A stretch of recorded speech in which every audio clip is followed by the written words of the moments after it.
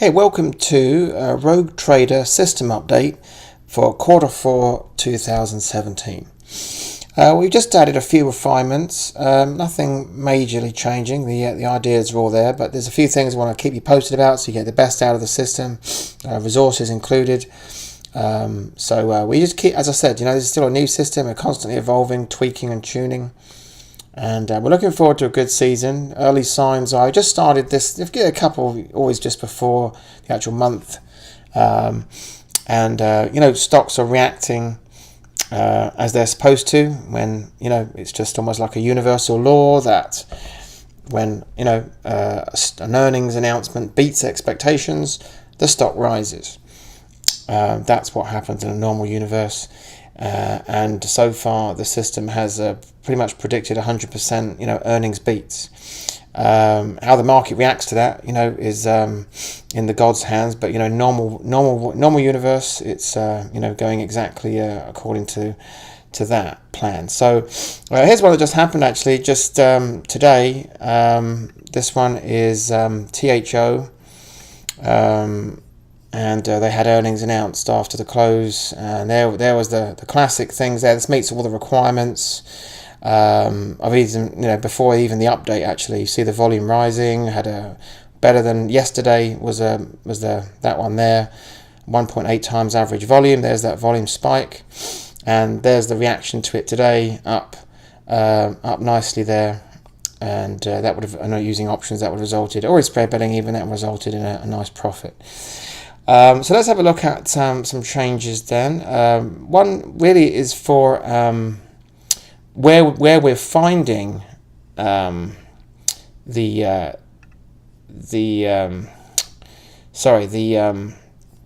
report, where which company is reporting on which date and so on. We've gone from Zacks, we've shifted now to Yahoo Finance actually, because it seems to be just a better tool. And that's that. You just enter finance.yahoo.com. There it is. We've used this before, as you know, for other things, but we're actually going to use it now. We prefer anyway for the finding what we're doing on a daily basis. You go. This is the home page. You go to markets, and then under here you see calendars. Go to calendars, and there you go. And events coming up. Go straight to this week. There's today, and you can. Click on any one of these, and they'll come up today, tomorrow, and then so there you go. So there's today, and there's just 17 today. Remember, there's hundreds and hundreds reporting, but earnings season is underway. And it says after market close or before market open, it's all there. Remember, if it's before the market opens, that's something that we can do tonight. And before market open is obviously after market close, that's after market close, but it's all happening in that window of when we can get the trade on. So that's Yahoo Finance. Let's look at the requirements. As before, volume requirement is 1.8 times the average. But what we wanted to say now is we want today, the day that the last day before the announcement comes out, we want that to be. We want that 1.8 times average volume to be today. We used to be within the last 5 days, but we would like that to be today. So that often means that once we get our shortlist down to the final few, we're going to be really tuned into Yahoo Finance right for that last 10 minutes to see which ones, if any, get the 1.8 times average volume today, not within the last 5 days. Second one, as always, not a downtrend on the weekly chart. But we're going to put a bit more definition to what defines a downtrend. And what we're going to say is this. We're going to say, listen, if it's below the 40-week moving average, and that's an and, not an or, and the 40-week moving average is pointing down. Pointing down means anything less than horizontal.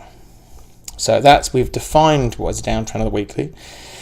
That's one little tweak. So here's some other rules here, and it's a little bit more of a change here. What we're going to say is that the last 3 days, and that includes today, are up days on the price, that is, not the volume. Or The last 4 out of 5 days are up, including today. Okay?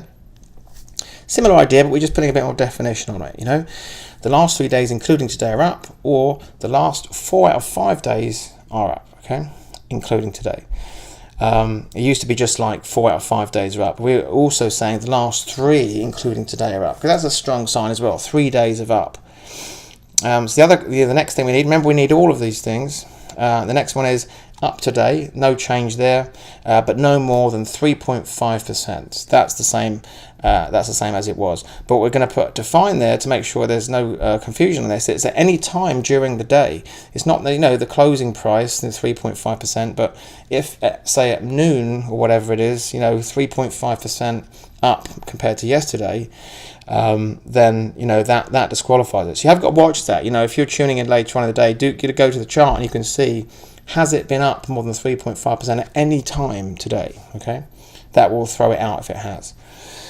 And then finally here, including today, the last 4 days, but all but one, must have higher volume than yesterday, and the last day, the meaning today, has the highest volume. So including today, the last 4 days, all but one, we need to have higher volume than the day before it, okay? So 4 days in a row. So in other words, you're looking like this sort of stepping up, like the ski slope kind of thing, gradually and steadily rising volume over 4 days. But you're allowed to have, you're looking for it higher each day, but you're allowed to have one of them that, didn't do that. So let's look at the point system. The point system, that's been revised a little bit. So if you've got all of these requirements, then you have a rogue trade. So now it's just a question of... sorry, by the way, before I go on, a lot of this you can do in advance, like the downtrend on the weekly, the last 3 days, including today, and so on. A lot of these things you can look at in advance and disqualify a lot of stuff, and really leaves you just a short list at the last minute to make sure the things are happening today that need to happen, okay? So once you've got all those requirements, then we have a rogue trade. So now it's just a question of how many points do you allocate to make sure that the strongest ones get the most bet on them and the weakest ones get the least. So here it is. Once you've qualified, you've got 5 points out of 10. So let's say, as explained before, I've got £1,000 I want to put down per trade. Then 5 points means it's 500. Okay, it's half. So what defines how much more I put on that, if any at all, is if it is what we talk about next. So first thing is you get another point for 4 out of 4 beating earnings 4 out of 4 times. Where will you see that? You'll see that on Yahoo Finance. If you just enter any ticker,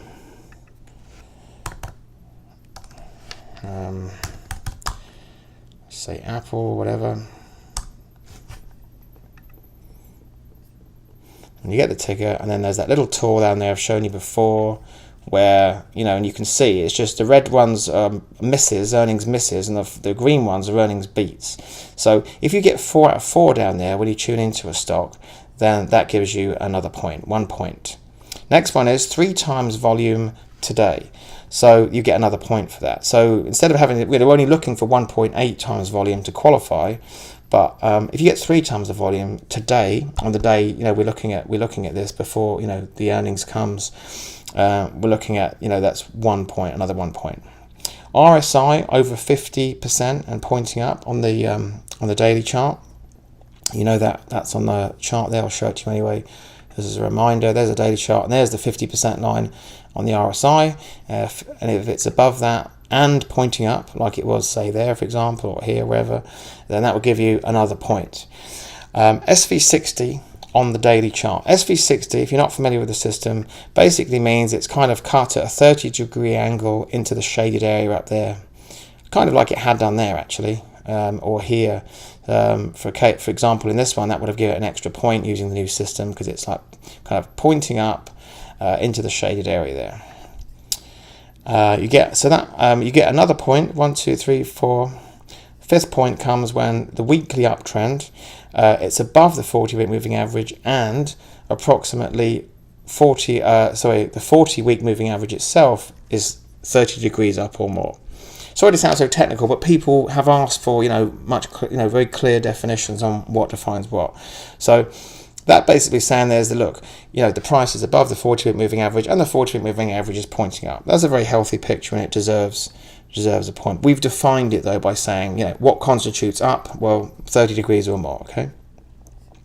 As I explained on the most recent update, the procedures for closing the trade. Obviously, you want to get the trade on at before 4 p.m. US time, and the market closes, and then the stock is either going to be announced, that night or the morning before market opens the next day.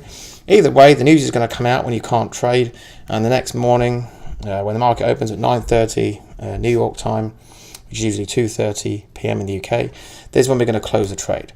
So remember, the system is predicting earnings beats. Okay.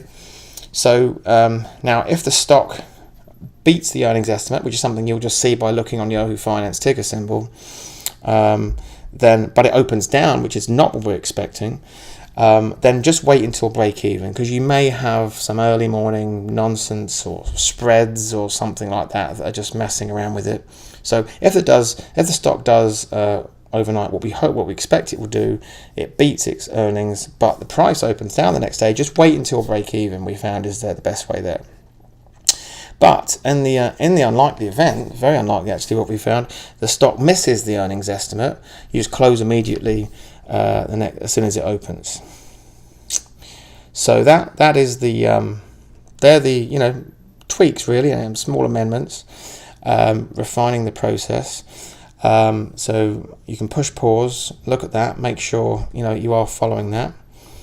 The old system is still in place, and still works fine. This is just an improvement. In fact, this one here was based on the most recent update of the system.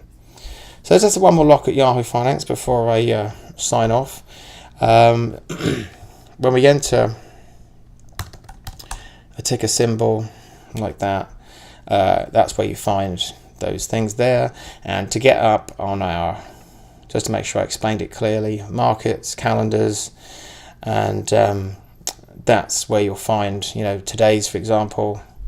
Click on that. I don't know what's saying 255, and then now it's actually saying I was going to say, surprise. That's the March season's only just begun. You get those bigger numbers halfway through. So yeah, 17 earnings today. So when we're looking at this, if it's saying after market close, that means after the close tonight, these are ones that we could trade today. So before market open, though, obviously, that means if the date is today, I can't trade that one. That is already happened. That's happened before 9:30 this morning. So the ones I'm looking at trading, say I'm trading today, one thing I was looking at are after market close, obviously, but then I'm also can look at the next days, because what I'm looking at there is before market open. So let's say I go to, for some reason it's not letting me do that, but let's say tomorrow is Monday, then what we're looking at here is before market open, okay? Obviously there's no earnings coming out on the Friday, that's why. But let's say today was Wednesday, and I've got there 11 earnings, so I'm looking at after market close today, but I'm not going to look at market before market open because that's already happened, I've missed that. So the ones I'm looking at trading on, say today is Wednesday, are after market close, but then I also go to Thursdays here, what's happening on there, I'm looking at before market open. So it's after market close today and before market open tomorrow are the two sets of stocks I can look at. So that's all for the update. As I say, it's not much change there, but they're nice little tweaks, and have a great season.